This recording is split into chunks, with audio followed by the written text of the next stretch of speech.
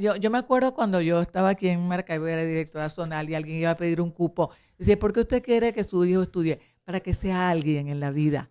Y eso era una buena respuesta, porque sin educación, un niño, una niña, un adolescente no tiene ni presente ni futuro. Y sin educación, un país no sale de ninguna crisis, ¿no?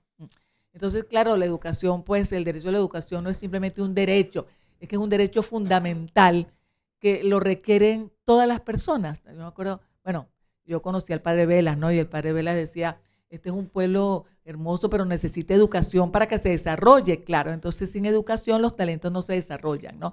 Y en Venezuela el derecho a la educación ya hace unos cuantos años que está vulnerado, está en emergencia. eh, y eso a uno le preocupa mucho porque para eso nació Fue Alegría, para la educación a los que no tienen educación, ¿no? Entonces, bueno, hay que seguir insistiendo en que hay que cumplir con el artículo 103 de la Constitución, que dice que la educación integral y de calidad es un derecho humano y que el Estado garantizará ese derecho precisamente aportando los recursos necesarios para que el derecho pueda existir, ¿no? Entonces, bueno, por eso ese lema que Fue Alegría tuvo por 2 años, pero que lo seguimos manteniendo, Alianza por la Educación, sigue siendo importante, porque como bien dice el padre Ugalde, no podemos dejarle la educación solamente a los maestros. Eso tiene que ser toda la sociedad, porque una buena educación le favorece a toda la sociedad, a todo el mundo, ¿no? Entonces, claro, ¿dónde ubicamos nosotros los principales problemas? Tiene muchos problemas la educación venezolana, pero los principales problemas, uno, la exclusión y el abandono, ¿no? No tenemos datos oficiales del año 2016, no hay memoria y cuenta del Ministerio de Educación, pero bueno, uno va rajuñando todo el mundo que investiga, Ujú. ¿no? Y tenemos entre 3 y 4 millones de chamos fuera del sistema escolar. Ya si fuera un solo millón, ya son muchos. ¿M? Entonces, imagínate, 3 millones, ponle tú que son 3 y no son 4, como me dijo el año pasado alguien en la Católica, ¿no? Pues son muchos muchachos, ¿no? Y hay un avance, que es que el Ministerio de Educación ha reconocido que hay exclusión, ¿no? Ha reconocido que hay muchachos fuera. Pero eso no se trata de 2 semanas de campaña. Eso tiene que ser una campaña persistente, ¿no? Entonces la educación es terrible. ¿Por qué abandonan? Es exclusión por un lado, porque a veces no hay escuela, porque no hay, mm, no, las papás no tienen para darle de comer a los hijos para que vayan a estudiar. Pero también algo que es preocupante, lo dice en COVID en sus estudios, esa encuesta que hace la Universidad Católica de Condiciones de Vida, dice que hay chamos del bachillerato que dejan la educación por aburrimiento, o sea, porque no le ven sentido a la educación. Eso nos tiene que llamar la reflexión a nosotros los educadores, ¿no? Porque la educación tiene que cambiar, el mundo ha cambiado, yo no puedo seguir haciendo lo que yo hacía hace 48 años, cuando yo me inicié aquí en el barrio 24 de Ujú. julio, no puede seguir siendo así, ¿verdad? Entonces uno tiene que, ese es el segundo elemento, ¿no? Los educadores necesitamos desarrollar nuestro cerebro creativo y el cerebro creativo requiere ciertas condiciones, requiere herramientas, requiere también poder comer. ¿M? Y con los salarios actuales de los educadores de escuelas públicas y subsidiadas no se puede comer bien. Entonces uno tiene que estar pendiente de con qué le va a dar de comer a los muchachos. Y entonces como el cerebro creativo necesita cierta serenidad para desarrollarse, ¿no? Entonces, ese es otro problema serio, nos estamos quedando sin educadores. Te digo, Irani, yo cuando fui directora zonal, tanto aquí como en el Zulia, como en Bolívar, perdón, yo fundé unas cuantas escuelas en condiciones muy difíciles, pero tenía maestros. Sin maestros no hay escuela. Sin maestros no hay educación ni a distancia ni presencial, ¿no? El educador es necesario y nos estamos quedando sin educadores. Eso es muy serio, ¿no? Y bueno, en tercer lugar, yo pongo, no es que todos son importantes, la calidad. Tenemos años sin medirnos y sin medición, tú no sabes cuál es el impacto de lo que tú estás haciendo. Algo hizo, bueno, con una alianza que hay, alianza no, pues es un acuerdo de que la UCAP coopere con el ministerio Para para, realizar estas pruebas para realizar estas pruebas, pero tiene que ser masivo, ¿no? No importa, no tiene que ser la prueba PISA, que es como la más mundialmente conocida y estandarizada, pero necesitamos saber cuánto están aprendiendo los muchachos. Y lo que se sabe hoy es que hay muchachos que están saliendo del sexto grado sin la comprensión lectora, que sin eso no hay nada que hacer.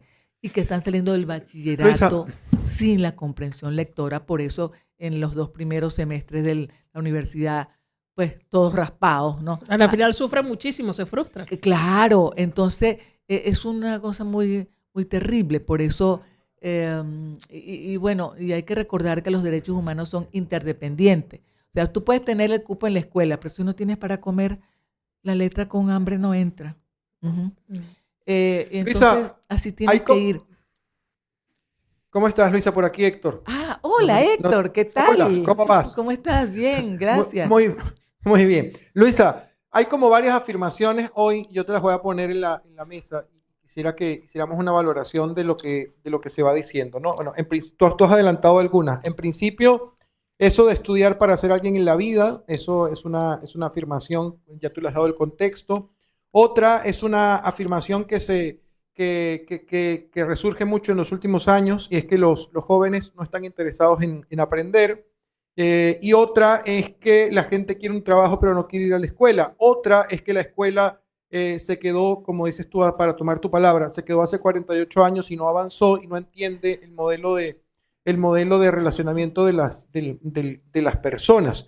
Y quizás preguntarte específicamente por nuestro contexto en el que pareciera que lo prioritario es conseguir un trabajo antes que incluso de graduarse del bachillerato porque la premura económica no da tregua, que es como tú lo vas planteando. En ese contexto de afirmaciones, que algunas pueden ser medias verdades, otras pueden ser completamente falsas, pero ¿cómo entendemos los retos de la educación, pero para los jóvenes y para la familia? ¿Cómo se le vende que ir a la escuela o que la escuela es necesaria o que estudiar es necesario si en la realidad parece que eso se contrapone? Mira, el Papa León XIV, que Ajá, heredó del Papa Francisco el interés por la educación, ha dicho en por el su, pacto. en su carta hermosa sobre la educación, dice que tenemos que saber hacia dónde vamos. Eso también es muy ignaciano, ¿no? ¿Cuál es el horizonte, no? Entonces, ¿para qué educamos? Educamos para un título, ¿no? Educamos para que la persona pueda tener educación integral, como decía el padre Vela, o sea, cabeza para pensar, corazón para sentir los valores y manos para enseñar a hacer cosas, ¿no? Entonces, si un joven, si un adolescente comprende lo que le puede seguir aprendiendo, como decía Simón Rodríguez, hacia los niños preguntones y aprenderán toda la vida. Entonces, bueno, el muchacho puede seguir aprendiendo aunque no tenga todo lo necesario en el momento en que está estudiando, ¿no? El segundo, saber tener valores para relacionarse con los demás. Me decía el otro día en Barquisimeto un empleador, pues alguien de la Cámara de Industriales, que para ellos es muy importante que la persona, que el pasante o que el futuro trabajador sepa trabajar en equipo, se lleve bien con los demás. Entonces los valores hoy están siendo muy requeridos por los empleadores. Entonces hay que decirle a los muchachos, mira, tú necesitas esto para tener un buen empleo. Pues si no, ¿qué empleo va a tener? Y en tercer lugar, saber hacer cosas. Y creo que en Fe Alegría, bueno, que es la familia que conozco desde hace 48 años, está haciendo buen trabajo con las escuelas técnicas, que son todas las nuestras que tienen en bachillerato, todas son técnicas, porque les enseña al muchacho a emprender, les enseña al muchacho a hacer, a trabajar bien lo que pueden hacer, ¿no? Entonces, ¿qué es lo otro? Pues sentarse a vender café, eso no es que es, vender café no es denigrante, pero de todos modos, pues uno aspiraría que los muchachos que estudien puedan hacer otras cosas, que no sea solamente vender café en una esquina, ¿no?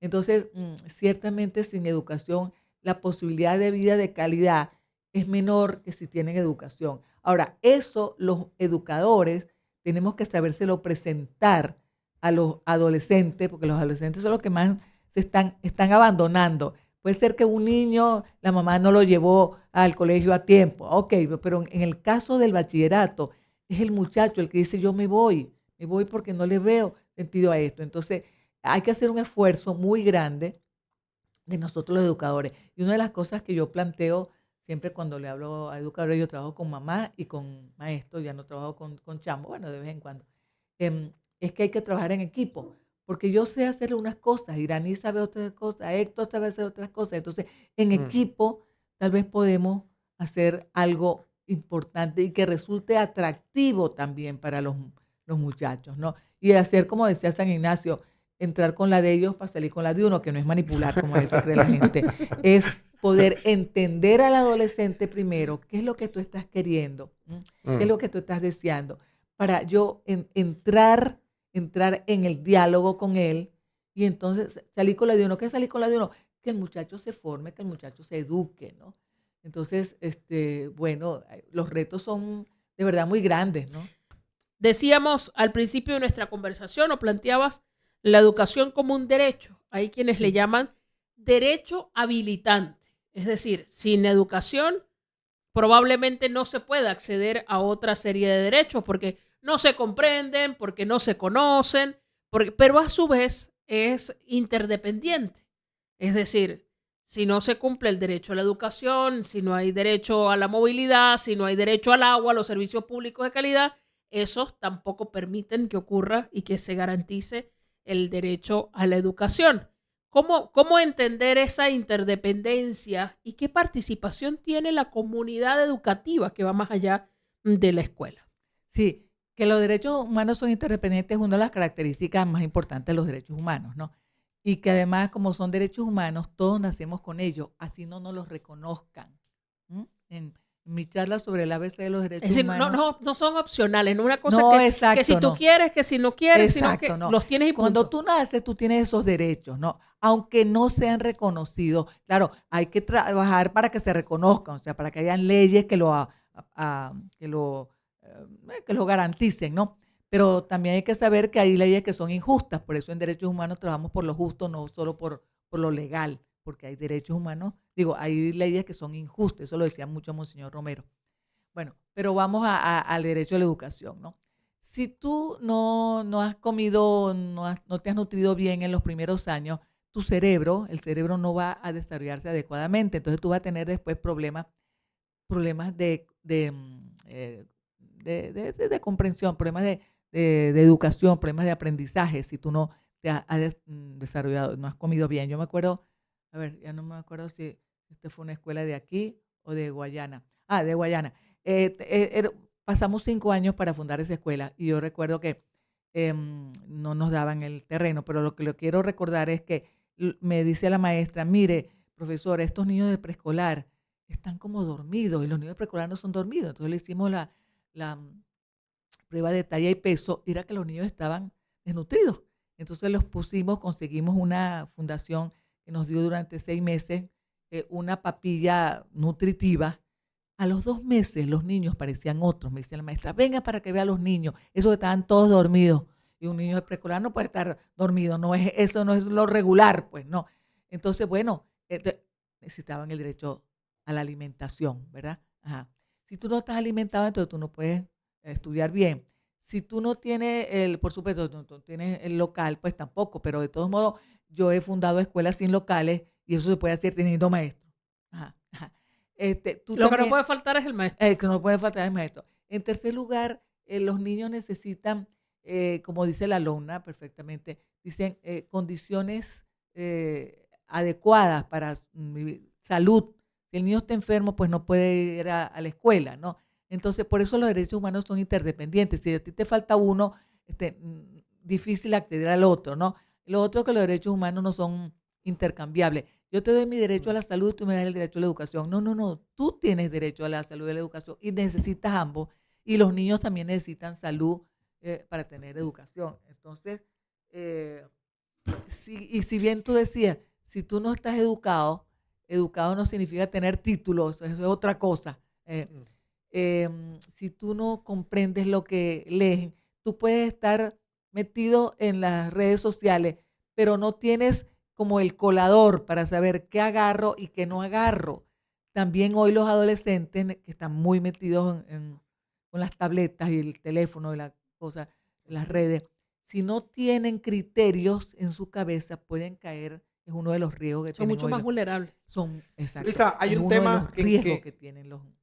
hay un tema que está incidiendo mucho y en eso que tú planteas es que hoy, no sé si más que nunca, pero hoy con mucho hincapié se cuestiona el tema de los derechos humanos, se cuestiona los derechos inalienables, se cuestiona que las personas nacen con derecho a la identidad, nacen con el derecho a tener, ¿cómo se llama? A tener lo que tú dices, a tener salud, nacen con derechos inalienables. Hoy se cuestiona eso cuando se cuestiona a Naciones Unidas como constitución de estados, como agrupación de estados que se pusieron de acuerdo para respetar la dignidad humana en su forma más básica, que era que no nos termináramos matando como en la Segunda Guerra Mundial. También pasa la discusión, uno cuando lo plantea así tan grandote, uno dice, bueno, pero la educación, ¿dónde queda aquí? Y por ahí te quiero preguntar un poco, si tenemos que hacer es una reflexión más profunda de la dignidad humana al final del día, porque no es esto exclusivo de un lugar, de un país, sino que lo estamos viendo en todo el mundo en sus diferentes expresiones y pareciera que las respuestas se están dando de manera aislada y cada quien ve cómo trata de garantizar esa interdependencia de los derechos y no se ve como una respuesta global en la que hay que garantizar todos estos derechos, sino que cada quien lo va resolviendo como puede. ¿Cómo lo ves tú sobre si es que tenemos que dar una discusión, no del derecho a la educación en este momento, sino de lo primario, ¿no? Que es el derecho a la existencia de la dignidad humana? Mira, vuelvo a citar otra vez a León XIV, que realmente Ajá. esa carta educativa es hermosa. Dice que Sí, sí, la sí, sí. educación es un hecho coral. Eso me encantó. Además, ustedes saben que Mm. yo canto también, ¿no? Y es mucho mejor Ujú, cantar en coro que cantar uno aislado, ¿no? La educación es un hecho coral. Entonces, ujú, también en derechos humanos, en educación en derechos humanos, tiene que ser un hecho coral. Porque si bien yo personalmente puedo ser respetuosa con los derechos de los demás, porque son respeto mutuo lo que se busca, no es que yo imponga mi derecho al otro, sino el respeto mutuo. Un derecho coral, uno aislado, es muy difícil que uno pueda influir en otros. ¿M? Entonces, en el trabajo que yo hago con las madres promotoras de paz, yo les digo eso. Usted puede ser una mamá hermosa en su trato con los hijos, pero si usted no trabaja con otras compañeras de la cuadra o de la escuela, su hijo va a estar en permanente riesgo, porque hay muchos riesgos para los jóvenes hoy, ¿no? Pues igual digo yo en derechos humanos. Si uno trabaja aislado, usted puede ser muy respetuosa de los derechos de los demás, pero sus derechos probablemente puedan ser vulnerados y usted aislado va a hacer poco. Cuando usted trabaja en un grupo, lo que sea, el grupo de lo que sea, el grupo de las amigas que rezan el rosario, eso no importa. El asunto es que usted tenga referencias, tenga un grupo de apoyo, tenga un grupo que le anime, que cuando usted esté cansado, usted se cansó esta semana, pero está otra compañera que no se ha cansado. Entonces, la importancia de trabajar en grupo, porque ciertamente em, cuando hay derechos humanos y hay dignidad, la gente es más feliz y es más posible recuperar países cuando han estado en crisis o ujú, recuperar la ciudadanía que es la lucha por el bien común, pero el bien común no puede ujú, ser yo solita recogiendo basura en mi cuadra, no, tenemos que organizarnos para que entre todos tengamos una comunidad bonita, ¿no? Entonces, ciertamente aislado es muy difícil lo que nosotros vamos a hacer, una voz en el desierto, ¿no? No, tiene que ser un coro para que se pueda escuchar más arriba y tener lo que yo llamo las 4 P. La P de plan, o sea, era un plan, por dónde comienzo, por dónde ujú, sigo, ¿no? La P ujú, de perseverancia, hay que insistir, hay que perseverar. La P de paciencia, no es que el lunes yo di una charla de derechos humanos y ya todo listo, no. Y la P, y ahora le añadió la P de pasión. O sea, tú tienes que estar apasionado, sentirte atraído, tomar la decisión de trabajar por derechos humanos, que es trabajar por tus derechos en definitiva, ¿no? Entonces, eso es lo que yo he ido aprendiendo, pues, ¿no? Que aislados no se puede hacer mucho. Se puede hacer algo, pero no se puede hacer mucho. Y aquí no se trata de que yo sea la vedette de los derechos humanos, no. Se trata de que yo sea puente, se trata de que yo invite, se trata de que yo camine. ujú. También la iglesia hoy habla de sinodalidad, ¿verdad? Sinodalidad Sí. significa caminar juntos, pero caminar Ujú, juntos tal vez no todos a la misma velocidad, pero sí que todos caminemos con horizontes comunes. Eso sí es mm, una cosa importante. Horizontes comunes y que el que va caminando más lento o el que se quedó en el camino, uno le ayude. ¿Usted quiere que yo le ayude a caminar? Y entonces uno va a ver lo bueno que es caminar junto con otros, ¿no? creo que hoy la Iglesia Católica, que es en todas partes, pues está como con unos elementos muy importantes que tienen que ver con derechos humanos, ¿no? Ahora, cuando te refieres a esto de no podemos ver la educación como una cosa aislada y hay que involucrar a la comunidad y hay que involucrar a otros actores, entiendo que ahí nace, por ejemplo, Madres Promotoras de Paz. Es decir, cómo vinculamos a el entorno, cómo vinculamos a las mamás, de dónde nace esta iniciativa y cómo se integra, sobre todo con un término que repetimos mucho y que escuchamos mucho. Otra vez, ayer lo decía en el Ángelus, luego del rezo del Ángelus, el Papa León en su llamado a la paz, pero que a veces nos cuesta comprender qué exactamente estamos diciendo cuando hacemos llamados a la paz. ¿Cómo se integra esto con lo que sucede en la escuela, con el hecho educativo? Bueno, una de las cosas que yo insisto en que ser pacífico no significa ni ser pasivo ni ser cobarde, ¿no? Gandhi no fue ni cobarde ni pasivo. Malala no es ni cobarde ni pasiva. Mandela ni cobarde ni pasivo. Martin Luther King ni cobarde ni pasivo. Monseñor Romero ni cobarde ni pasivo. O sea, esa falsa creencia de que los pacíficos somos pasivos y cobardes. No, al revés, porque no es lo mismo. Ah, bueno, tiene autoridad porque llega aquí y grita y todo el mundo le hace caso. No, la gente le tiene miedo, que es distinto a tener autoridad. En cambio, cuando uno con esta vocecita dice, no, Iranis, eso que está haciendo no está bien, señora, hay que mejorar. Con esta vocecita, sin alzar la voz. Gandhi nunca insultó a nadie, por ejemplo. Por eso una de las cosas que hay que hacer en este relanzamiento de las Madres Promotoras de Paz es tener como referentes para los chamos también, ¿no? A Curtis, por ejemplo, Malala. Entonces, los chamos tienen que saber que la gente que ha hecho cosas buenas por la humanidad tiene también son gente valiosa, son gente que uno tiene que admirar, ¿no? La otra cosa es que uno de los ejercicios que hacemos con las mamás es que yo le doy unos papeles de reciclaje, hay que ser coherente con todos. Digo, mire, cuando uno habla de la palabra violencia, ¿con qué lo identifican?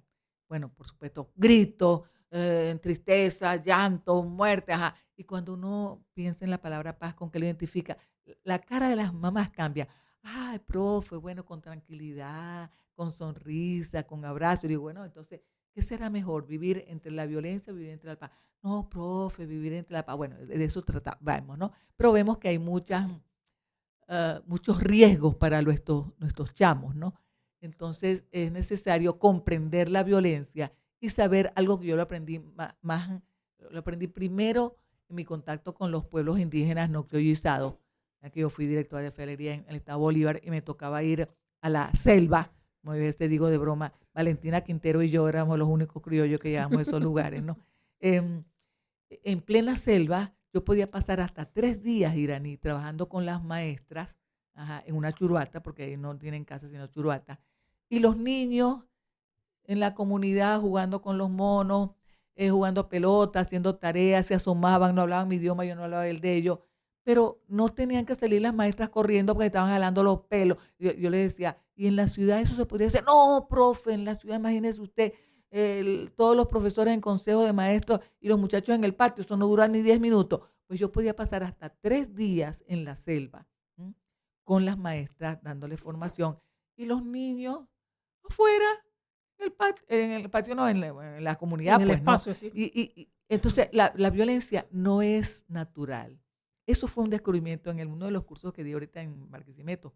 No es natural, no, nadie nace violento. Otra cosa es que tú nazcas con el instinto de defensa, por supuesto. Si te dan una patada, tú vas a seguir ahí, una culebra, tú vas a seguir. No, pero eso es distinto, la defensa, ¿no? A ser violento. Los niños nacen pacíficos, pero si tienen un entorno violento, de 0 a 7 años se aprende por imitación. ¿Usted quiere que los niños sean sonrientes? Sonríales. ¿Usted quiere que los niños sean gritones? Gríteles. Ajá, porque ellos van a aprender por lo que ven, por lo que oyen. Entonces estamos viviendo en un país muy violento, en donde ciertos elementos de violencia se han vuelto natural. Natural que te griten, no, ¿por qué usted me va a gritar? Dígame qué es lo que hay que hacer, pero yo le puedo así con este tono, ¿no? Y no que, porque usted me grita, yo te grito más. No, entonces la violencia siempre trae más violencia, ¿no? Entonces hay que comprender la violencia, saber que la violencia no es natural, es aprendida. Y lo que se aprende se puede desaprender. Ay, a ti ese quesillo de auyama te queda muy aguado, Irani, ¿por qué tú no le pones? Bueno, tú tenías tu receta, pero tú la puedes desaprender y hacer un mejor quesillo de auyama. Digo, si te gusta la cocina, pues no. Entonces, comprender la violencia es el primer paso. O sea, primero saber que estamos en un contexto muy violento y comprender la violencia para poder enfrentarla, pues, ¿no? Y saber que es posible pacificar. Yo he hecho sistematización de escuelas muy violentas, de entornos muy violentos, claro, con paciencia, perseverancia y plan, insisto, ¿no? No es que el lunes dieron una charla y ya, se resolvió el la problema. escuela Sí. se pacificó. No. Pero he hecho sistematizaciones de escuelas que han podido pacificarse, convertirse en un ambiente amigable. Ajá. O sea, es posible conseguir la paz. Y con el programa de Madres Promotoras de Paz, que yo lo comencé en el 2010, habíamos tenido en Guayana varios casos de niños, alumnos nuestros, muertos por la violencia delincuencial, balas perdidas, no, ninguna bala es perdida, toda la bala anda buscando a quién matar. Entonces, bueno, yo dije a la Dirección Nacional, mira, tenemos que hacer algo porque 3 alumnos, la mamá de unos alumnos y el esposo de una maestra, en un año. ¿Qué es eso? No, hay una que nos raptaron, esa fue unos años antes, ¿no? Y era la mataron, una alumna de Ciudad Bolívar, una banda de esas de tratas, ¿no? Entonces, claro, yo dije, no podemos seguir en esto, ¿no? Entonces, salí de la dirección regional y empecé a trabajar este tema de la violencia y este tema de la paz. Y bueno, ¿qué es lo que uno ve? Que después que la mamá hace el curso, y ya durante de estar haciendo el curso, pero no un curso de una charla de un día, no, tiene Tiene su días, ¿no? proceso, Para que se digamos, pueda su paso. digerir, ¿no? Las mamás Es el plan. cambian. Entonces sus hijos cambian en el colegio también. Entonces se dan cuenta de que, oye, de verdad, claro, soy mejor ahora, me llevo mucho mejor con mis hijos, ¿no? Pero bueno, pero entonces tú no te puedes quedar con tu paz en tu familia nada más. Hay que ver qué se puede hacer por la escuela y por la comunidad. ¿Cómo se multiplica? Claro, cómo se multiplica. Entonces tú vas viendo, cada grupo hace un plan. Yo no me meto en ese plan. Yo lo que les digo es, tienen que seguir reuniéndose y haciendo algo porque si no, eso se puede volver otra vez atrás, ¿no? Y me decían ella, es que nos hemos ido acostumbrando a que la violencia gestual, por ejemplo, porque no es solo la violencia física, ¿no? Y la violencia verbal, todo el mundo se insulta, pero no es más bonito que yo te diga cosas bonitas sin adular, sino ser de la AM, como decía yo, la asociación de la alabanza mutua, ¿no? Crítica, autocrítica, alabanza, autoalabanza. Qué bonito es decir, oye, qué bonito está este estudio, ¿no? Ya eso te hace sonreír. Y la sonrisa es gratis. Lo que decía Papa Francisco en su Fratelli Tutti, que yo creo que te tiene que leer todo el mundo, creyentes y no creyentes, que hay que recuperar la amabilidad y hacer de los países lugares de encuentro. Bueno, eso mismo digo yo.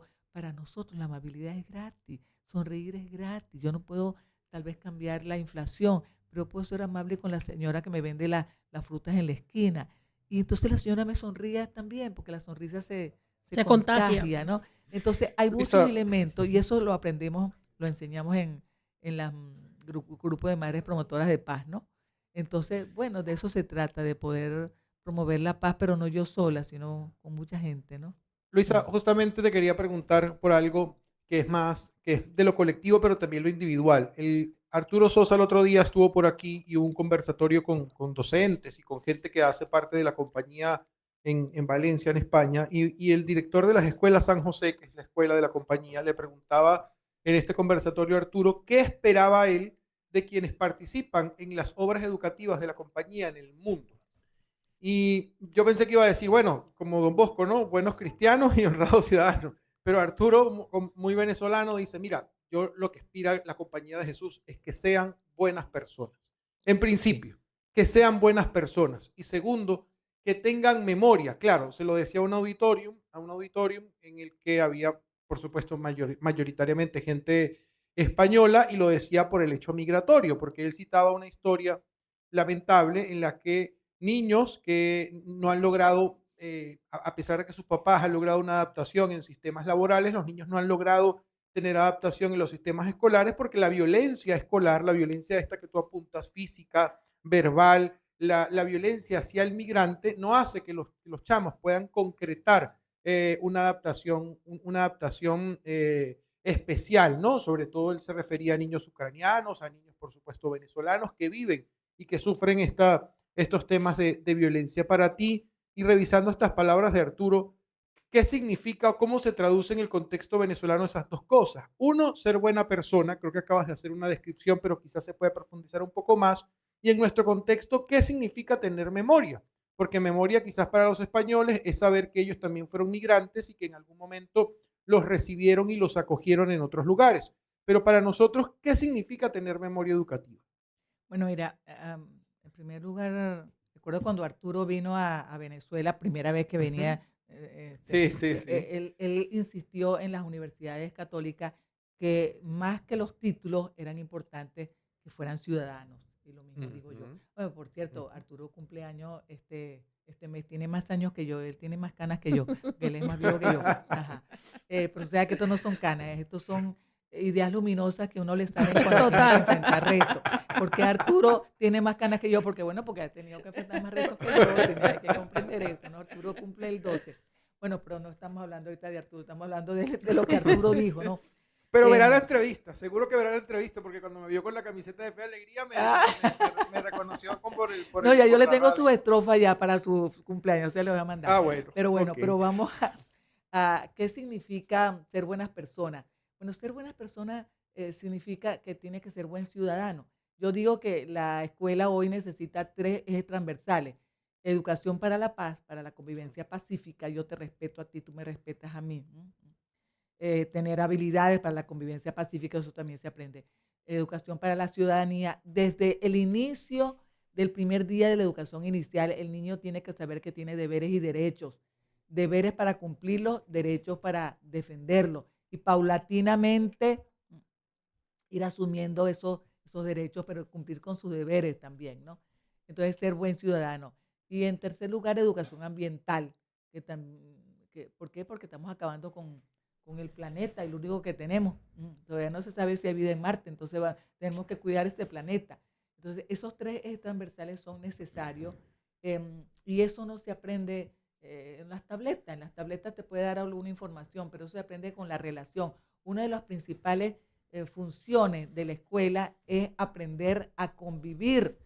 Y con la pura tableta tú puedes informarte algo. Yo puedo saber que eso, que Arturo cumpleaños le puedo mandar sus estrofas. Sí, pero que es importante que la gente aprenda a relacionarse, ¿no? Y eso se aprende en la escuela, ¿no? Y tener memoria, bueno, yo no creo que memoria es decir, todo tiempo pasado fue mejor. Mira, yo tengo 48 años trabajando en Fiarería y también hace 48 años, cuando yo empecé a trabajar aquí en Maracaibo, en el barrio 24 de Julio, había pobreza. Entonces y nadie le paraba la pobreza y había problemas con chamos de mala conducta y yo tenía que, ay, bueno, yo soy buena actriz, ustedes saben, yo soy de la Asociación de las Actrices Anónimas. Y entonces yo salía a los malandros y les decía, mire, si ustedes siguen robando la escuela, ya van a ver lo que yo no soy capaz de matar ni una mosca, ¿no? Pero yo hacía, tú sabes, mi teatro y los muchachos y los malandros, entonces me decía, mejor no meterse con estas directoras, ¿no? Entonces no se metían con la escuela. Pero a lo que voy es que había muchos problemas, entonces yo no quiero volver a eso. ¿Ah? Yo lo Ujú. que quiero es una cosa mejor para nuestros alumnos, para que la tecnología sea, como dice el Papa León XIV, sea para utilizarla a nosotros, no para que nos utilicen a nosotros. La tecnología tiene que ser para unirnos, no para que el papá pasa todo el tiempo con el celular, como le dijo un niño, eso es real de un curso que di hace unos meses. El niño que le dijo al papá, papá, escúchame con los ojos, mira tú. O sea, suelta el celular y escúchame que te estoy hablando, caramba. Escúchame con los ojos, le dijo el niño al papá. Entonces la tecnología no puede ser para separarnos, sino para unirnos. Entonces, bueno, ¿cómo hacer para que la tecnología de verdad sea algo bueno? Entonces yo no quiero tener memoria, es decir, bueno, es verdad que habían cosas antes que eran mejor. Por ejemplo, los servicios, honestamente, eran mejor. ¿Mm?